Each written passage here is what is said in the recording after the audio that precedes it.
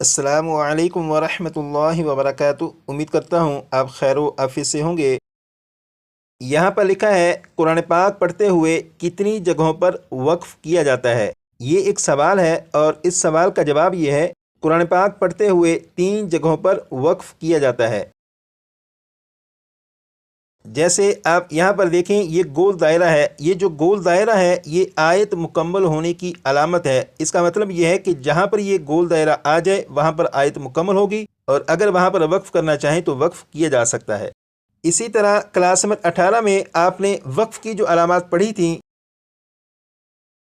जैसे यहाँ पर आप देखें, यहाँ पर लिखा है तो, यहाँ पर लिखा है जीम, और ये जो वक्फ़ की अलामात हैं यहाँ पर भी वक्फ़ किया जा सकता है। वक्फ़ करने की 2 जगहों के बारे में आपको मालूम हो चुका। नंबर 1, जहाँ पर आयत मुकम्मल हो रही हो वहाँ पर वक्फ़ किया जाता है। नंबर 2, जहाँ पर वक्फ़ की अलामात में से कोई अलामत आ जाए वहाँ पर भी वक्फ़ किया जाता है। इन 2 जगहों पर वक्फ़ करने के अलावा वक्फ़ करने की एक तीसरी जगह भी है। आइए अब उसकी तरफ चलते हैं। वक्फ़ करने की तीसरी जगह वो है कि किसी ऐसी जगह पर वक्फ़ किया कि ना तो वहाँ पर आयत मुकम्मल हो रही हो और ना ही वहाँ पर वक्फ़ की अलामात में से कोई अलामत हो। जैसे अगर किसी ने इस आयत को पढ़ना शुरू किया और पढ़ते पढ़ते जब यहाँ पर पहुँचे तो इस लफ्ज़ पर वक्फ़ कर लिया और इस लफ्ज़ पर ना तो आयत मुकम्मल हो रही है और ना ही यहाँ पर वक्फ़ की अलामात में से कोई अलामत है, तो ये वक्फ़ करने की तीसरी जगह है। कुरान पाक को पढ़ते हुए 3 जगहों पर वक्फ़ किया जाता है। उन 3 जगहों के बारे में आपने सुना, लेकिन वक्फ़ करने के बाद जब पढ़ना शुरू करेंगे तो पढ़ने के एतबार से इनमें कुछ फ़र्क है। अब उस फ़र्क के बारे में मालूम करेंगे। अगर किसी ने आयत मुकम्मल होने पर वक्फ़ किया तो यहाँ पर वक्फ़ करने के बाद जब पढ़ना शुरू करेंगे तो आगे से पढ़ना शुरू करेंगे।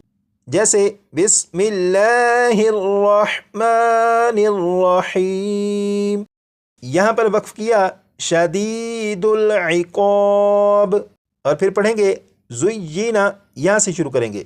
इसी तरह वक्फ़ की अलामत को देखकर अगर किसी ने वक्फ़ किया यौमल क़ियामा, यहाँ पर वक्फ़ करने के बाद जब पढ़ेंगे तो आगे से पढ़ना शुरू करेंगे वल्लाहु, और इसी तरह आयत को मुकम्मल करेंगे।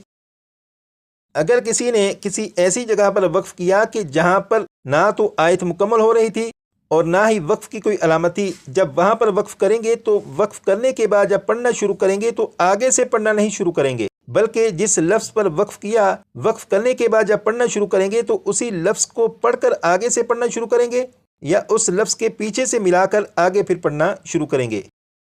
जैसे अगर किसी ने यहाँ पर वक्फ़ कर लिया, यहाँ से मैं पढ़ना शुरू करता हूँ वअंज़ल मिनस समाइ माअन फ़अख़रज, यहाँ पर अगर वक्फ़ कर लिया, यहाँ पर वक्फ़ करने के बाद आगे वाले लफ्ज़ से पढ़ना शुरू नहीं करेंगे, बल्कि इसी लफ्ज़ से शुरू करेंगे या पीछे से मिलाकर पढ़ना शुरू करेंगे। जैसे यहाँ पर अगर वक्फ़ किया, अब मैं यहीं से शुरू करूँगा फ़अख़रज बिही मिनस्समराति रिज़्क़न लकुम।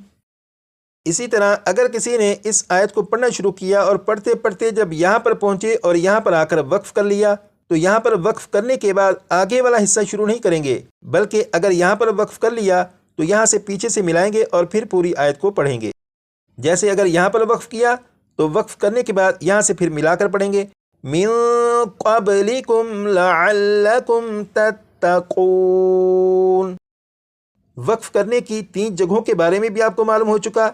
वक्फ़ करने के बाद आगे से किस तरह पढ़ना शुरू करेंगे वो भी अल्हम्दुलिल्लाह आपको मालूम हो चुका है। यहाँ पर लिखा है क्लास 14 से क्लास 18 तक दोहराई। इसका मतलब यह है कि क्लास नंबर 14 से क्लास नंबर 18 तक जो असबाक आपने पढ़े उनकी दोहराई भी कर लीजिएगा, ताकि आगे वाली क्लासों को पढ़ने, समझने और सबक याद करने में आसानी हो सके। जैसे यहाँ से आप शुरू कर लीजिएगा